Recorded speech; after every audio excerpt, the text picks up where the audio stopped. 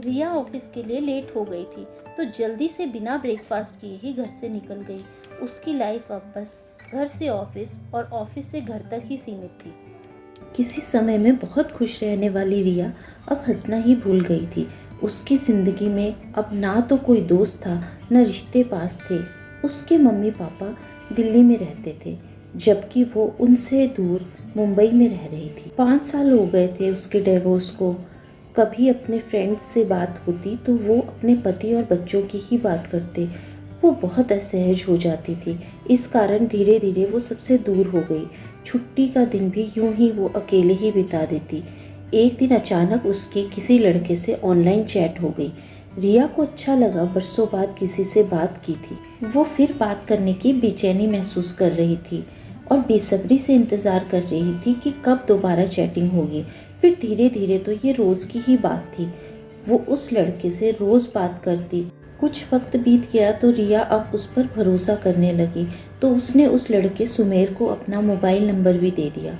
वो रोज़ घंटों बातें करने लगे। रिया की तो ज़िंदगी ही बदल गई। वो अब बहुत खुश रहती थी।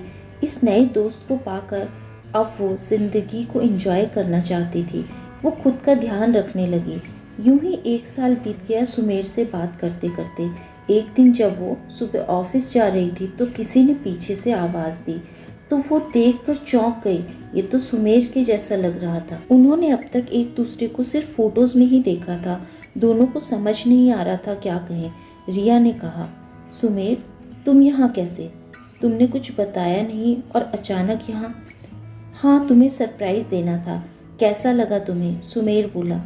हाँ, मुझे तो बहुत अच्छा लगा, रिया ने कहा। यार रिया, तुम तो फोटो से भी ज़्यादा सुंदर हो। रिया ने कहा, तुम भी ठीक ठाक ही लगते हो, और हंसने लगी। अच्छा, तो मेरे साथ कॉफ़ी डेट पर चलोगी? सुमेर ने पूछा। हाँ, पर अभी तो मुझे ऑफिस जाना है, रिया ने कहा। तो शाम को मिलें क्या? सुमेर ने पूछा। ठीक है, कहाँ मिलना है मुझे बता देना, रिया ने कहा। Okay bye. सुमेर उसे जाते हुए देखता रहा। दोनों को ही शाम का इंतज़ार था।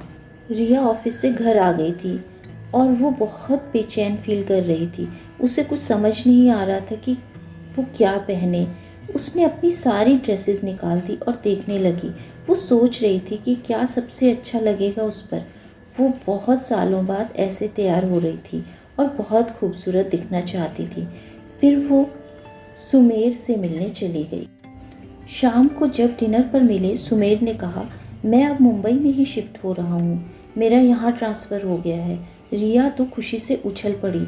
वो बोली, फिर बहुत मज़ा आएगा। अब हम साथ में बहुत एंजॉय करेंगे, साथ में घूमेंगे, मूवी देखने चलेंगे, रोज़ मिलेंगे। कितनी अच्छी न्यूज़ है ये तो।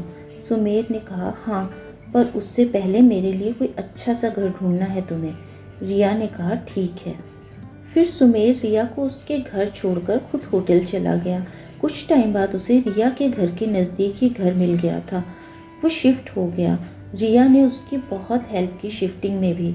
उसने अच्छे से सब सेट कर दिया था। अगले संडे को उन्होंने मिलने का प्रोग्राम बनाया। वो उस शहर से थोड़ी दूर एक रेस्टोरेंट में गए। वो बहुत अच्छी जगह थी। सुमेर ने बातों ही बातों में रिया से कहा कि मम्मी पापा ने मेरे लिए कोई रिश्ता देखा है शादी के लिए, बहुत जिद कर रहे हैं।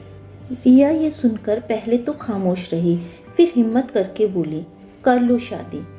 शादी तो मैं करना चाहता हूँ, पर तुमसे रिया, मैंने यहाँ मुंबई में ट्रांसफ़र भी सिर्फ तुम्हारे लिए ही करवाया है। रिया ने कहा, सुमेर तुम मेरे बारे में कुछ नहीं जानते हो अभी। मैं कुछ बताना चाहती हूँ तुम्हें। सुमेर ने कहा, क्या नहीं जानता हूँ मैं तुम्हारे बारे में? रिया ने कहा, वो मेरी पहले भी शादी हुई थी और डिवोर्स हुआ है। सुमेर बोला, पर रिया ये तो तुमने पहले भी बताया था मुझे, इसमें नया क्या है? और मुझे इस बात से कोई फ़र्क नहीं पड़ता, अपने मम्मी पापा को भी मैं मना लूँगा। रिया ने कहा, तुम ये नहीं जानते कि मेरे डिवोर्स का कारण क्या था? सुमेर बोला, उससे मुझे क्या करना है, वो सब तुम भी भूल जाओ अब। रिया बोली, सुमेर मैं माँ नहीं बन सकती, इसी वजह से मेरे पति ने मुझे छोड़ दिया था। क्या तुम ऐसी लड़की से शादी करना चाहते हो? सुमेर खामोश हो गया। दोनों कुछ भी कह नहीं पाए। इसके बाद सुमेर रिया को बिना कुछ कहे रिया को उसके घर छोड़कर अपने घर चला गया। रिया को लगा कि आज उसने अपने सबसे अच्छे दोस्त को खो दिया है। वो बहुत रो रही थी। उसे कुछ भी समझ नहीं आ रहा था ये क्या हो गया। अब वो सुमेर के बिना कैसे जिएगी, उसे घुटन हो रही थी। वो घर से बैग लेकर कहीं चली गई। उसने अपना फ़ोन भी ऑफ कर दिया। एक हफ्ते बाद वो घर आई तो थोड़ी देर बाद सुमेर रिया के घर आया। रिया ने जब डोर ओपन किया तो सुमेर ने देखते ही रिया को गले से लगा लिया।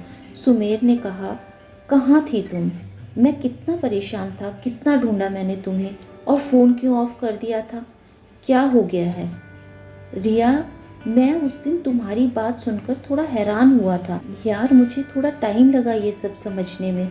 उसके बाद जब मैं उस दिन थोड़ी देर बाद तुमसे मिलने आया तो तुम पता नहीं कहाँ चली गई थी।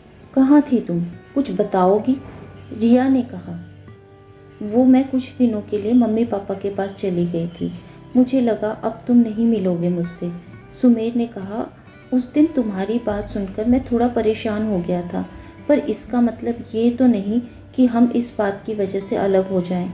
मैं तुमसे प्यार करता हूँ और शादी करना चाहता हूँ। रिया ने कहा, मैं तुमसे शादी करके तुम्हारी ज़िंदगी ख़राब नहीं करना चाहती। सुमेर बोला, रिया, मेरे लिए तुम ज़रूरी हो। फिर भी अगर तुम चाहो तो हम कोई बच्चा अडॉप्ट कर लेंगे और अपनी फैमिली को कंप्लीट कर लेंगे। रिया ने हाँ कर दी। रिया और सुमेर बहुत खुश थे।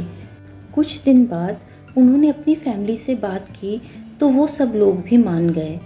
दोनों की फैमिली ने धूमधाम से रिया और सुमेर की शादी कर दी। तो दोस्तों, उम्मीद है आपको आज की ये कहानी पसंद आई होगी। कहानी पसंद आई हो तो वीडियो को लाइक करें, चैनल को सब्सक्राइब करें ताकि आने वाली कहानियाँ आप तक पहुँचती रहें। Thank you friends.